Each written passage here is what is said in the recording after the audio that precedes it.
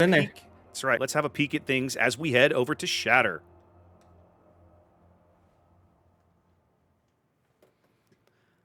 All right, ladies and gentlemen, welcome to Game 1 here. Game 1, Day 1, the start of a brand new tournament. Zath, are you ready for this?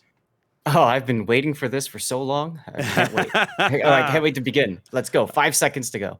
All what right. would you like to take, sir? YOLO or I'll Surf? take YOLO this time. Let's have a quick look at the YOLO lineup here in the green, spawning on the north side. Said if there's a way to go, it would have I've got to turn off Duke. I forgot I had Duke still. You always forget Duke. I always forget Duke. I always forget Duke.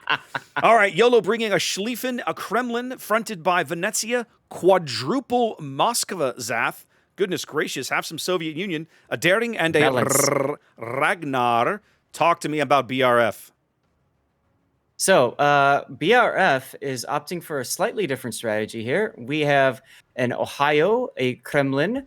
They also have a Moskva, dual Napolis instead of the Moskva spam. They've got Des Moines, Vamp Deuce, V-Deuce in the house. And we've got a Shimakaze and a Gearing that look like they're going to high-five each other and switch sides, as well as the Des Moines and Moskva. So, you know, you always have a plan. Here's where we're going to go. And then Wargaming decides, well, we'll just spawn you on the wrong side of the map. That's right. The spawn gods decide, nah, we're going to put you in the wrong place. So, good luck. That's right. That's right. So interesting. It looks to me like BRF is, at least right now, looking for a balanced deployment, trying to put assets on both sides of the map. Now, look at YOLO. Their deployment is very different. Yeah, they're going incredibly heavy to the seaside here. That's right. They are pushing towards the east. Obviously, they want to just smash through, and you can see that Lukasev's Ragnar, as you like to call it, is getting ready to kite away and just draw some attention over at ACAP. I gotta say, one thing I'm a little surprised about is kind of the presence of the Vampire Deuce. This is a ship that I particularly enjoy, but has never seen. I mean, it's been around a little while. It's never seen a tremendous amount of success or use in competitive play. It's not a bad ship. It's outstandingly good in random battles because it's essentially like a tier 10 Haida. But in a world with you know all the radar and everything like you get at King of the Sea and whatnot, not generally all that popular. Now, with that said, here on Shatter, I have a feeling this could be a very, very strong pick for BRF.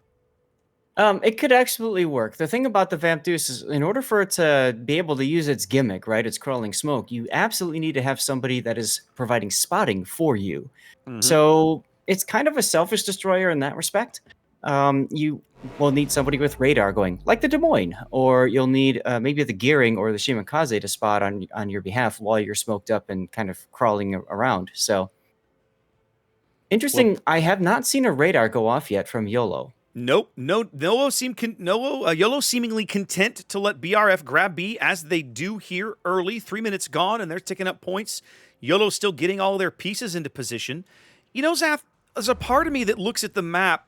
Do you know how we used to see the old wall of steel configurations?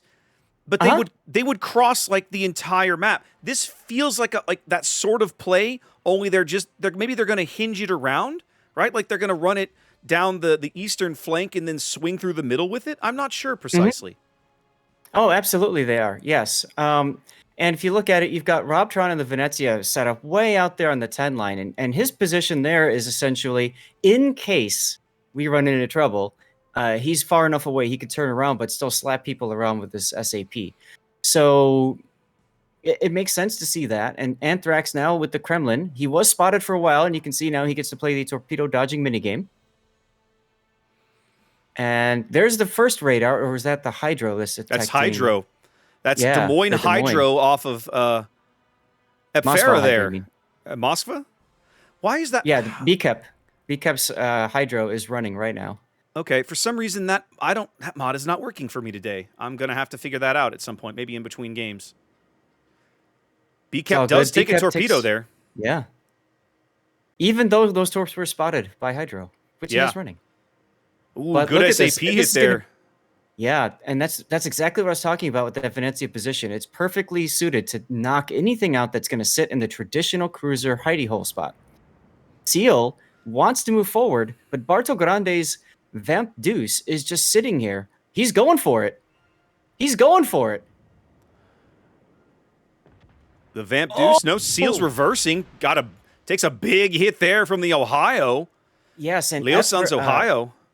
Ephera just got whacked as well. You can see he's and healing now. He's trying for the ram. He's realizing in that position he can't survive. He's trying to get as much damage into this Kremlin as is before he goes. BKEP's Moskva's not able to save him or help. He is. It's not going to kill. It's not going to kill the Kremlin, but it's going to do a huge chunk of damage to him. Yeah, and it even backs him up into BKEP's Moskva. It does. What more importantly, Zath, look, it backs him up into these torpedoes that are closing on him from the south. Oh, yeah. Those are Napoli torpedoes. Those are Napoli torpedoes. He's going to take at least one in the bow. Just the tip. And a flood. So the flood from the ram doesn't stick, but the flood from the Napoli torpedo. No, he got rid of it. No, he didn't. He is flooding still. Oh, and we missed Yolo pushing around and taking out Barto Grande's Vamp Deuce. Did they? Oh, they did. They tag teamed him from both directions. Nowhere to run. Drink Very more aggressive Bleach's play. Schlieflin. I don't even want to comment on that name, Zath. That feels like a name that isn't going to survive the weekend. Oh, there goes Anthrax. Yep. Napoli torpedo. That's right. Napoli torpedoes doing their work. Napoli is a ship that really rose to prominence in the last King of the Sea, and she hasn't disappointed, right? There's been so many interesting and fun plays. The Asia teams in particular, the last international, with just some really monster plays with Napoli. Right. But you can definitely see Yolo's plan coming into play now. They want to isolate one side and win it, which they're trying to do now. They're trying to push the Ohio, Napoli, and Gearing away. The concern, of course, is if the western flank is able to move up and get on Dark Seb King's Moskva's broadside.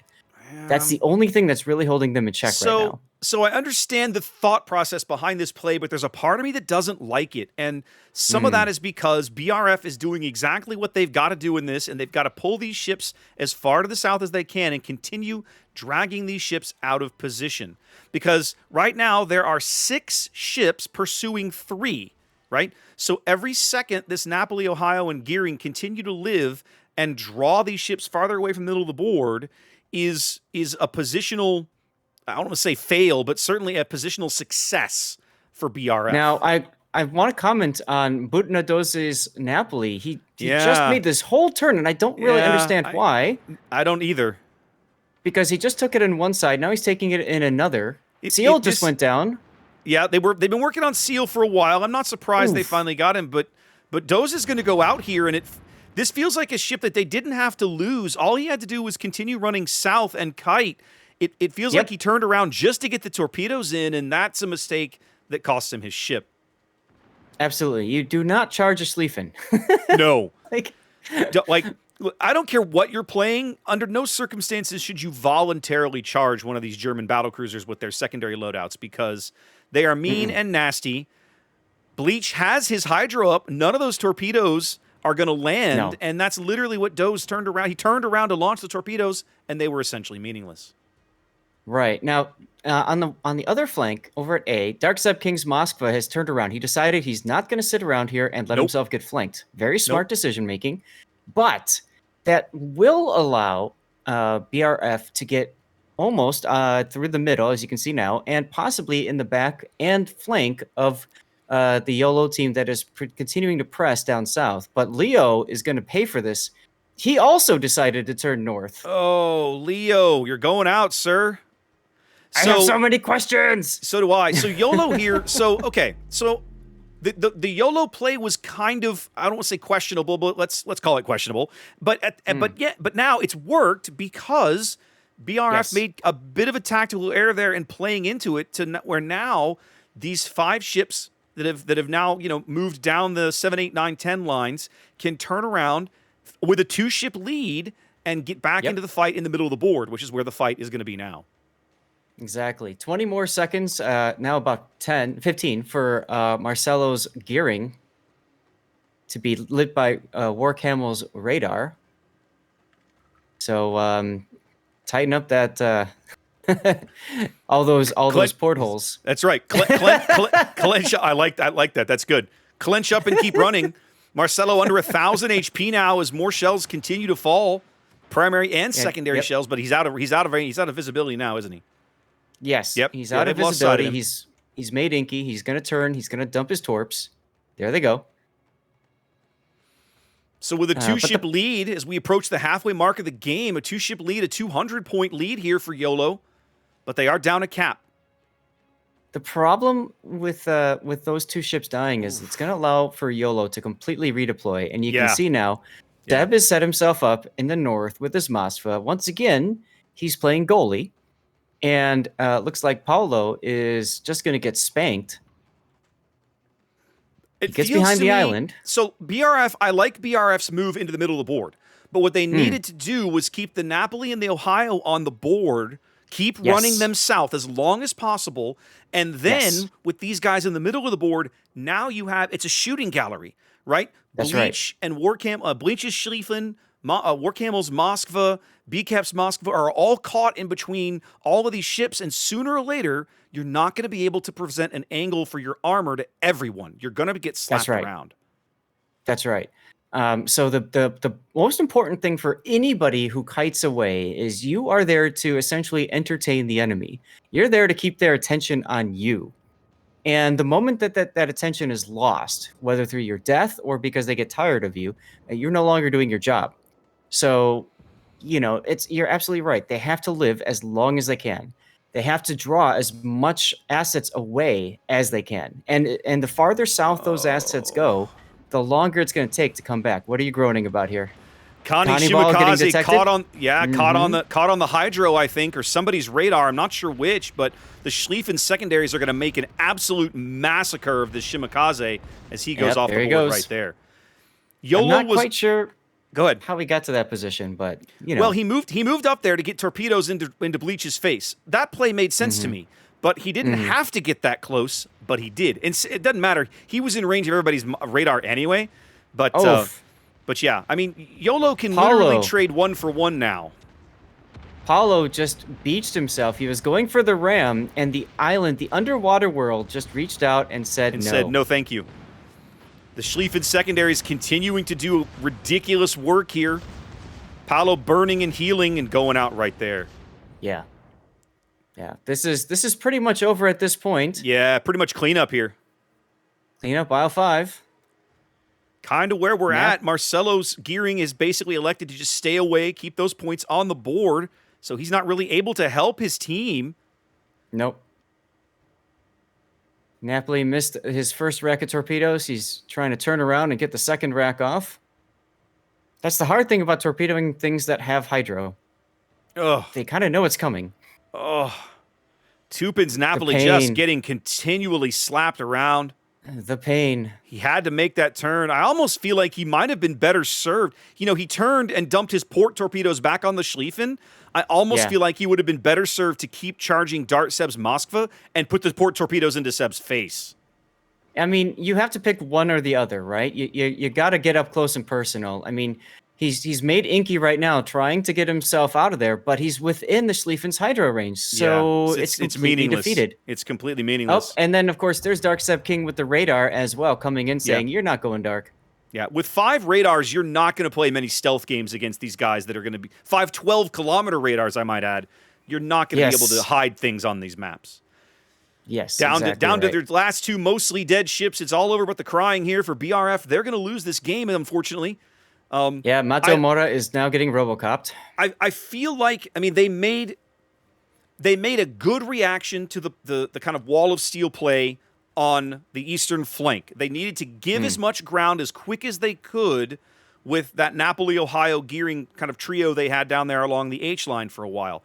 But as soon as those guys turned around to try and fight for whatever reason, that was it, because that's exactly what you can't do in that position. You've got to work yourself. You got to stay alive as long as you can and trust your teammates to work themselves into a position to help bail you out and get shots on the enemy that forces them to think about someone other than you.